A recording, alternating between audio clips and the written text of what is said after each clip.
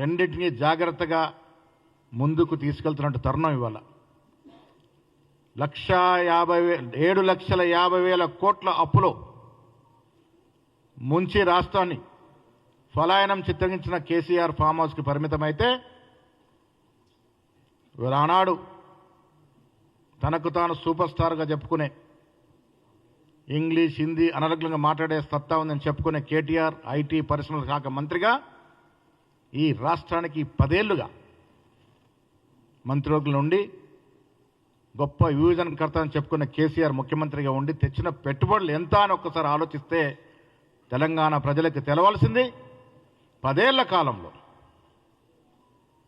10 ఏళ్ల బీఆర్ఎస్ ప్రభుత్వ హయాంలో రాష్ట్రానికి వచ్చిన పెట్టుబడులు 25,750 కోట్లు మాత్రమే.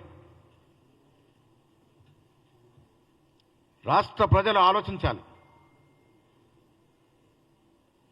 ఎంత బాధాకరం విషయం అంటే 10 ఏళ్లలో వీడు తెచ్చిన పెట్టుబడుల సంఖ్య ప్రభుత్వం మొత్తం లెక్కల సమాచారం ప్రకారం 2015 నుంచి 2019 వరకు 0 ఒక్క రూపాయి పెట్టుబడి రాలే. మీకు ఇస్తాం ఈ లెక్కలు.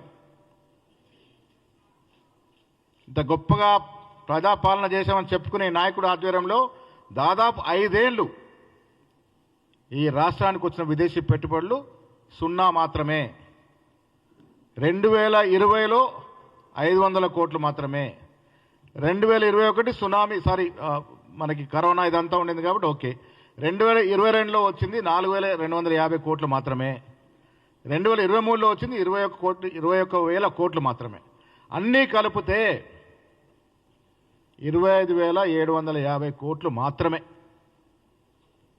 ఘనమైన పాలన చేశామని చెప్పుకునే కేసీఆర్ కేటీఆర్ నేను ఇవాళ ప్రజల ద్వారా మీ ద్వారా మీకు సవాల్ విసురుతా ఉన్నాను.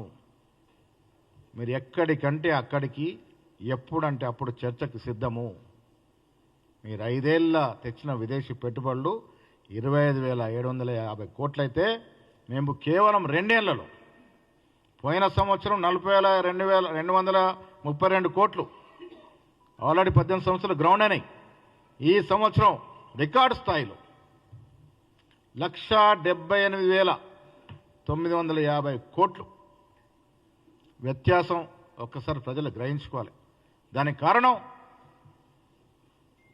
ఈ రాష్ట్రాన్ని పాలిస్తున్న ముఖ్యమంత్రికి కానీ మంత్రివర్గానికి కానీ ఈ రాష్ట్ర ప్రభుత్వం రాష్ట్ర అభివృద్ధిపై ఒక ప్రత్యేక ప్రణాళిక, ఒక దూరదృష్టి దానివల్లే వచ్చాయని చెప్పక తప్పదు. మిత్రుల సంతోషం ఏంటంటే దావోస్లో తెలంగాణ పెవిలియన్ వద్ద విపరీతమైన రద్దీ. పెట్టుబడి పెట్టడానికి వచ్చినటువంటి సంఖ్యలో ఆ పెవిలియన్ వద్ద ఉన్న అట్టహాసము, ఆ ఉత్సాహం చూస్తూ ఉంటే రాష్ట్ర ప్రజలకి కాదు యావత్ ప్రపంచంలో ఉన్నటువంటి మేటి సంస్థలకి కొత్తగా ఏర్పడిన రాష్ట్ర కాంగ్రెస్ ప్రభుత్వం మీద తెలంగాణ రాష్ట్రం మీద నమ్మకం, పెట్టుబడులు పెడితే సఫలమవుతామన్నట్టు ఒక ఆశ. దాని కారణంగానే ముఖ్యంగా ప్రసిద్ధిగాంచిన IT, energy, solar, air space, మౌలిక సదుపాయాల కల్పన, ఫార్మా, హెల్త్ కేర్ రంగానికి చెందినటువంటి కంపెనీలు తెలంగాణకి పెట్టుబడులు పెట్టడానికి రావడాన్ని కాంగ్రెస్ పార్టీ స్వాగతిస్తూ ఉంది. తెలంగాణ రాష్ట్రం వైపు దావోస్కు వచ్చిన ఐటీ పెద్ద సంస్థలు చూస్తూ ఉన్నారు అంటే, పెట్టుబడులు పెడతా ఉన్నారంటే ఇది రానున్న రోజుల్లో తెలంగాణ రాష్ట్రంలో రియల్ ఎస్టేట్ కూడా భూమి వచ్చేటువంటి అవకాశాలు ఉన్నాయి. తెలంగాణలో ముఖ్యంగా హైదరాబాద్ ముఖ్యమంత్రి గారు దురదృష్టి తీసుకున్నటువంటి సంస్కరణలు కానీ, పెట్టుబడి విధానాలు కానీ, పెట్టుబడి వ్యవస్థను సరళీకృతం చేయడం, సింగిల్ విండోలో పర్మిషన్ రావడం, వారికి అవసరం మేరకు ప్రోత్సాహాలకు ఇవ్వడం, ఇది భూములు కానీ కరెంటు కానీ ఇతరత్ర సదుపాయాలని సకాలంలో కలగజేయడం వల్ల విదేశీ పెట్టుబడి సంస్థలకి నమ్మకం కుదిరింది. మీరు చూశారు, ఇంత పెద్ద ఎత్తున పెట్టుబడి తెలంగాణకి రాష్ట్రానికి వస్తుందంటే నేను మళ్ళీ చెప్తా ఉన్నాను, ఇది కాంగ్రెస్ పార్టీ తిరగాల్సిన ఒక చరిత్ర. కళ్ళుండి చూడలేని ప్రతిపక్షాలు ఒక్కసారి ఆత్మపరిశీలన చేసుకోవాలి. మీ పాలనలో ఏ రకంగా పాలన జరిగిందో ఒక్కసారి ఆత్మస్థుతి చేసుకోవాలి. ఆనాడు ముఖ్యమంత్రి కేసీఆర్ కూడా కేవలం ప్రజల్ని మభ్యపెట్టడం, ఆచరణ సాధ్యంగానే మాటలు చెప్పడం, వాగ్దానాలు ఇవ్వడం, 10 ఏళ్ళు కాలయాపన చేశారు తప్ప ఈ విధంగా రాష్ట్రం మీద ఎప్పుడు కూడా దూరదృష్టితో పనిచేయలేదు. ఒక విజన్ లేకుండా పాలన చేశారు, శుతిలేని సంసారం నడిపారు. దాని కారణంగా ఇబ్బడి ముబ్బడిగా తిరిగి కట్టే పరిస్థితి లేనప్పటికీ కూడా ఒక సరైన వ్యూహం లేకుండా రాష్ట్రానికి అప్పులు తీసుకొచ్చినారు. స్తోమత లేని అప్పులు తీసుకురావడం వల్ల ఇవాళ కాంగ్రెస్ ప్రభుత్వం నెలకి 6,500 కోట్ల వడ్డీ ఇన్స్టాల్మెంట్ కడుతూ ఉంది. కేసీఆర్ యొక్క దూరదృష్టి లోపం వల్ల కట్టే పరిస్థితి లేకున్నా కార్పొరేషన్ల మీద, సొసైటీల మీద అప్పులు తేవడం వల్ల ఇవాళ రాష్ట్రానికి అధిక ఆర్థిక భారం పడుతున్నప్పటికీ కూడా ఒక విజన్, ఒక దూరదృష్టి, ఒక ప్రణాళిక కట్టడిగా చేయడం వల్లే దాదాపు 7 మాసాలు కృషి వల్లే ఇవాళ దావోస్లో మనకి పెట్టుబడుల వర్షం కురుస్తూ ఉంది. నేను ఇటు బీఆర్ఎస్ కానీ బీజేపీ కానీ ఇతరత్ర ప్రతిపక్షాలకి మీ ద్వారా ఇతో పలుకుతా ఉన్నాను, మంచి పనులు ఈ రాష్ట్రానికి వచ్చినప్పుడైనా కనీసం వర్షం ప్రకటించండి, అనునిత్యం రాజకీయాలు చేయడం మానండి. ప్రజాస్వామ్యం మీద విలువలుంటే ఈ రాష్ట్రంలో ముఖ్యమంత్రి కానీ ఇతరత్ర మంత్రులు కానీ చేస్తున్నటువంటి అభివృద్ధి వల్ల ఇవాళ వచ్చినటువంటి పెట్టుబడుల పట్ల మీరు కూడా సంతోషం వ్యక్తం చేయాల్సిన పరిస్థితి. 1,78,000 పైచిలుకు కోట్ల పెట్టుబడి వచ్చిందంటే ఆషామాషి కాదు. నేను మీ ద్వారా కాంగ్రెస్ పార్టీ ఇవాళ పెట్టుబడులకి ఆద్యం పోసి కృషి చేసి పెట్టుబడి తీసుకొచ్చిన రాష్ట్ర ముఖ్యమంత్రి గారికి, ఐటీ శాఖ మంత్రి గారికి, అధికారులకి, దీనికి ఆమోదం తెలిపిన కేబినెట్ మంత్రులందరికీ కూడా అభినందన తెలియజేస్తూ ఉంది. అదేవిధంగా ఈ పెట్టుబడుల వల్ల ఈ రాష్ట్రంలో దాదాపు 75,000 ఉద్యోగాలు అదనంగా వచ్చే అవకాశం ఉంది. 50 నుంచి 75,000 ఉద్యోగాలు. ఆనాడు ఉద్యోగాల పేరిట ఇంటికే ఉద్యోగాలు ఇచ్చుకుని తప్ప ప్రజల ఉద్యోగం నుంచి మాట్లాడని కేసీఆర్ మేము ప్రభుత్వంలోకి వచ్చిన తర్వాత 1 సంవత్సరం కాలంలో దాదాపు 56,000 ప్రభుత్వ ఉద్యోగాలు ఇవ్వడమే కాకుండా ప్రైవేటు పరంగా 75,000 ఉద్యోగాల వరకు వచ్చే అవకాశాలు తీసుకొచ్చిన ఘనత కాంగ్రెస్ ప్రభుత్వానిది అనే మాట కూడా మీ ద్వారా స్పష్టం చేస్తూ ఉన్నాను. రాష్ట్ర ప్రభుత్వానికి అభినందన తెలుపుతూ అదేవిధంగా ఇటీవల ఈ రాష్ట్రంలో ముఖ్యమంత్రి గారు ఒక స్పోర్ట్స్ మ్యాన్. గతంలో స్పోర్ట్స్ శాఖకి అరకొర నిధులు ఉండేవి. ముఖ్యమంత్రిగా రేవంత్ రెడ్డి అయిన తర్వాత స్పోర్ట్స్కి అధిక ప్రాధాన్యత ఇస్తూ పోయిన ఒలింపిక్స్లో మనకు మెడల్స్ రాకపోయినా వచ్చే ఒలింపిక్స్ నాటికి రాష్ట్రాన్ని ఆ స్థాయికి తీసుకెళ్లిన ఉద్దేశంతో ఈ రాష్ట్రంలో ఒక స్పోర్ట్స్ యూనివర్సిటీ ఏర్పాటు చేయడానికి నిర్ణయం తీసుకోవడం, దాంట్లో భాగంగానే అత్యధిక మెడల్స్ గెలిచిన ఆస్ట్రేలియాలో నేను, నాతో పాటు జితేందర్ రెడ్డి గారు, మా స్పోర్ట్స్ చైర్మన్ గారు, ఎంపీ అనిల్ గారు, ఫహీం గారు అందరం కూడా పర్యటన చేయడం జరిగింది. చాలా చోట్ల మేము ఆస్ట్రేలియాలో ఉన్నటువంటి స్పోర్ట్స్ అథారిటీని సందర్శించడం, అధికారులతో మాట్లాడడం, స్టేడియంను సందర్శించడం, అక్కడ స్పోర్ట్స్ యూనివర్సిటీతో చర్చలు జరపడం, వారిని కూడా రాష్ట్రానికి రావాల్సిందిగా ఆహ్వానించడం జరిగింది. త్వరలో స్పోర్ట్స్ విధానం కూడా టెక్నాలజీ చాలా చోట్ల మేము మెల్బోర్న్లో డెకిన్ యూనివర్సిటీ కానీ, మెల్బోర్న్ క్రికెట్ గ్రౌండ్స్ కానీ, గిఫిట్ క్వీన్స్లాండ్లో స్పోర్ట్స్ యూనివర్సిటీ కానీ సందర్శించడం జరిగింది. రాష్ట్రాన్ని ఒక స్పోర్ట్స్ హబ్గా కూడా చేయాలనే తపన ముఖ్యమంత్రి గారి ఉంది. ఆ దశకు కూడా ప్రయత్నం చేస్తూ ఉంది. ఇలా చెప్తూ పోతే రాష్ట్రం సమూలంగా అన్ని హంగులతో అన్ని రంగాల్లో అభివృద్ధి చేయాలనే ఆకాంక్ష ప్రజలు కోరుకునే విధంగా కాంగ్రెస్ ప్రభుత్వం ముందుకు పోతా ఉంది. ప్రతిపక్షాలు ఇవాళ అనునిత్యం రాజకీయాలు చేయాలనే తపనలో అధికారం పోయిందని ఒక అక్కస్తో మాట్లాడుతూ ఉంటే ప్రజలారా మీరు నమ్మకండి. మేము అభివృద్ధి అనేది చేతల్లో చేసి చూపిస్తూ ఉన్నాం. ప్రభుత్వ అంకెలతో మీ ముందుకు వచ్చాం. 10 ఏళ్ళలో వారు తెచ్చిన పెట్టుబడులు ఎంత, మేము 2 ఏళ్ళలో తెచ్చిన పెట్టుబడి ఎంతో, ఎంత వ్యత్యాసంలో చూపించగలిగినాం. సంక్షేమాన్ని ఇవ్వగలుగుతూ ఉన్నాం. రేషన్ కార్డులు ఇస్తూ ఉన్నాం. 26న లాంచ్ పోతా ఉంది. ఇల్లు ఇవ్వబోతా ఉన్నాం.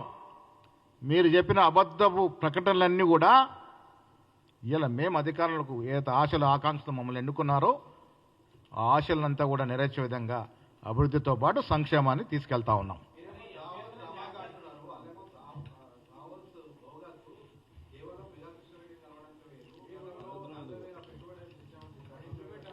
అంతా దానికి రాజకీయాలు ఉన్న ఒక వ్యక్తి 1,75,000 కోట్లు పెట్టుబడి రాష్ట్రానికి వస్తుంటే హర్షించాల్సిన స్థితిలో ఉండి ఇంత చౌకబారు విమర్శ మెగా కృష్ణారెడ్డి ఉన్న దాన్ని డైవర్ట్ చేసే ప్రయత్నం మీద చేస్తూ ఉన్నారు.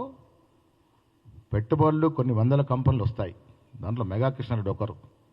దాన్ని ఏదో చూపించి దీన్ని డౌన్ చేసే ప్రయత్నం చేస్తుంది. తగదు అనే మాట చెప్తా ఉన్నాను. మీకేవి కూడా తప్పులు కావు. అంకెలతో సహా ఏ కంపెనీ ఎంత పెట్టుబడులు పెడుతుంది ఎంఓయూతో సహా మేము ముందుస్తూ ఉన్నాము. 100%. లాస్ట్ టైము నేనేమంటున్నాను, లాస్ట్ టైం ఏదైతే ఎంఓయూ చేసుకున్నామో 18లో 17 కంపెనీలు పనులు ప్రారంభించినాయి.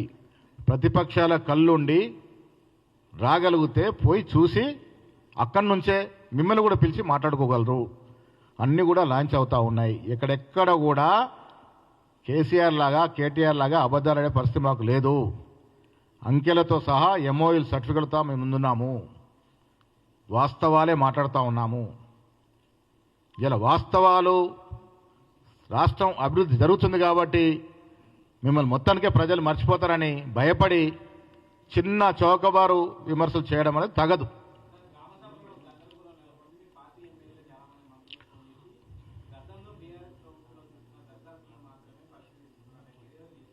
ఒక్కటి దీంట్లో క్లారిటీ మీ ద్వారా ప్రజలకు ఇచ్చేది, గతంలో ఏ లబ్ధిదారుడు సెలెక్ట్ చేసినా ఎమ్మెల్యేల ద్వారానే చేసేవారు.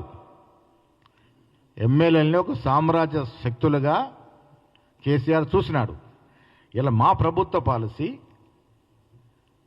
ఇది టీఆర్ఎస్ వాడా, బీఆర్ఎస్ వాడా, కాంగ్రెస్ వాడా, బీజేపీ వాడా చూస్తలేము. అట్టడుగున అతి నిరుపేదవాడు ఎవడుంటే వాడికి లబ్ధి చేకూర్చాలని. ఇప్పుడు కాంగ్రెస్ కార్యకర్తలు నిరుపేదలు ఎవరిని ఉంటే, కాంగ్రెస్ కార్యకర్తలు సూచించిన వాళ్ళు నిజంగా అర్హులు ఉంటే వారికి కూడా వస్తాయి. ఇది పార్టీల తంతుగా పంచే కార్యక్రమం కాదు.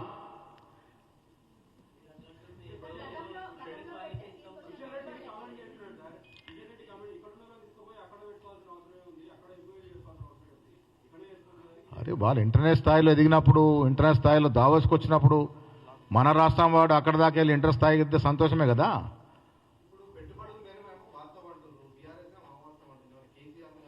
నేను అందుకే చర్చకు పిలుస్తూ ఉన్నాను. నేను మీ ద్వారా పెట్టుబడుల విషయంలో చర్చకు సిద్ధము. నేను మా ఐటీ మంత్రి గారు వస్తాము. మీరు మాజీ ముఖ్యమంత్రి గారు వస్తారా, మాజీ కేటీఆర్ గారు వస్తారా, ఇంకెవరిని ఎక్స్పర్ట్స్ తీసుకుంటారా, మీ ఇష్టం.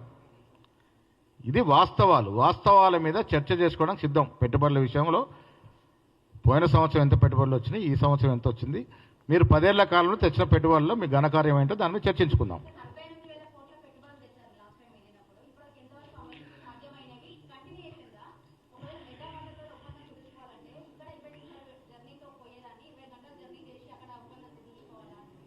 మెగా కృష్ణారెడ్డి గారు ఇంటర్నేషనల్ పరంగా వచ్చినప్పుడు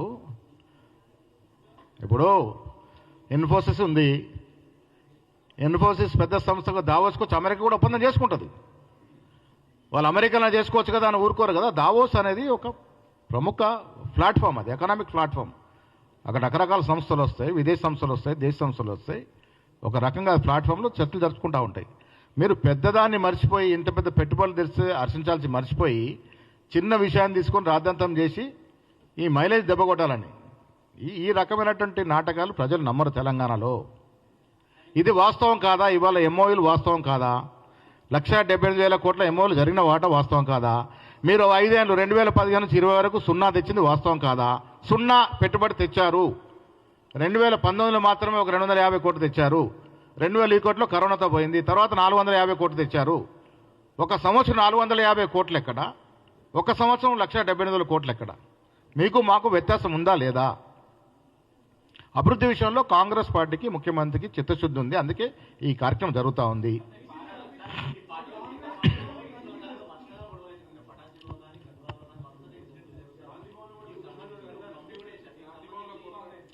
ఇప్పుడు మా పార్టీలోకి ఎక్కడైతే ఎమ్మెల్యేలు చేరినారో అక్కడ పాత కొత్త కొంత ఇబ్బంది ఉన్నమాట వాస్తవము. ఆ ఇబ్బందిని తొలగించేందుకే నిన్న కమిటీ వేశాము. కమిటీ అంతా స్టడీ చేసి వాస్తవాలను ఇస్తుంది. దాని తర్వాత ఏ చర్య తీసుకోవాలో దాని మీద స్పందిస్తాం.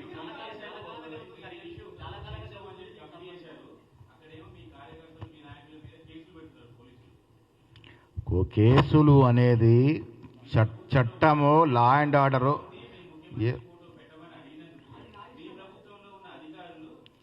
అందుకే ఇప్పుడు మీరు చెప్పే విషయాలు, నా మదిలో ఉన్న విషయాలన్నీ కూడా మా కమిటీకి చెప్తాము. వారు 2-3 రోజుల్లో మొత్తం పర్యటన చేసి వాస్తవాలు తీసుకొస్తారు. మీ విషయం కూడా కమిటీకి చెప్తాం. కేసులు ఎవరనేది పెట్టారు, ఎట్లా పెట్టారు, అవి కూడా పరిశీలించమని చెప్తాం.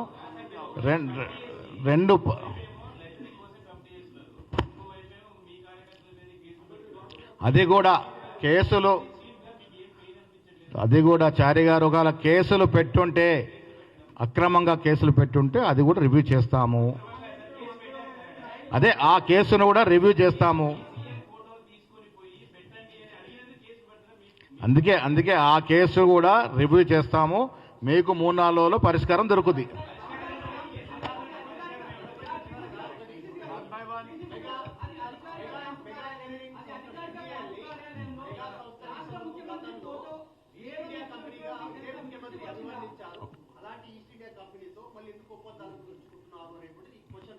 ప్రభుత్వం, తెలంగాణ ప్రభుత్వం దావోస్కు పోయినప్పుడు ఏదైతే నిషేధిత జాబితాలో లేవో అన్నిటితో ఒప్పందాలు చేసుకుంటాం. ఒక ప్రాజెక్ట్కి ఇంకొక ప్రాజెక్ట్ తేడా ఉంటుంది. ఆనాడు పీసీ అధ్యక్షుడు రేవంత్ రెడ్డి గారు మాట్లాడింది ఒక ప్రాజెక్ట్ విషయం కావచ్చు. ఒక కాంట్రాక్ట్ ఒక ప్రాజెక్టులో ఉన్నది, ఇంకో ప్రాజెక్టులో ఉండదు. ఇవాళ ఒప్పందానికి ఆనాడు చేసిన విమర్శకి వ్యత్యాసం ఉండొచ్చు. అది రకరకాల డిఫరెంట్ ప్రాజెక్ట్స్ అయి ఉండొచ్చు.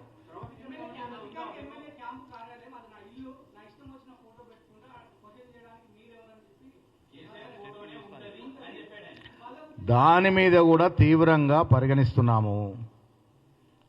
ఆయన అన్న మాటలు కూడా, ఎమ్మెల్యే గారు అన్న మాటలు కమిటీ పరిశీలిస్తుంది. ఎమ్మెల్యే కార్యాలయం మీద దాడి చేసిన పరిస్థితిని కూడా కమిటీ పరిశీలిస్తుంది. 3-4 రోజుల్లో దీని మీద పరిష్కారం దొరుకుతుంది.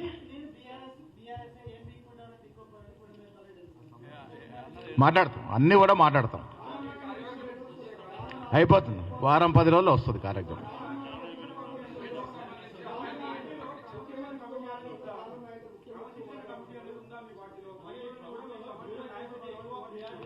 మా కమిటీకి 3వ కన్నుంది. అన్ని చూస్తూ ఉన్నాం, అన్ని పరిశీలిస్తూ ఉన్నాం.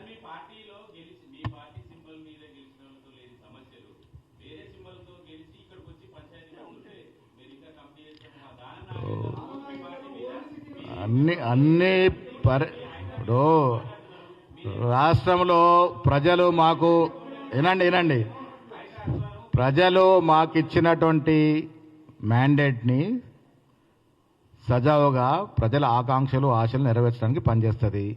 దానికి అవసరమైనటువంటి కొంత సంఖ్య ఎమ్మెల్యేలు వచ్చి చేరుతూ ఉంటే చేర్చుకున్నాము. ఆ చోట సమస్యలు వస్తున్నమాట వాస్తవము. అన్నిటికన్నా ముందు సమస్యలు పీసీ అధ్యక్షుడి వరకు వస్తూ ఉన్నాయి. వీటిని పరిశీలించే బాధ్యత కూడా నాదే. 3-4 రోజులు అన్నిటికీ పరిష్కారం దొరుకుతుంది. Thank you.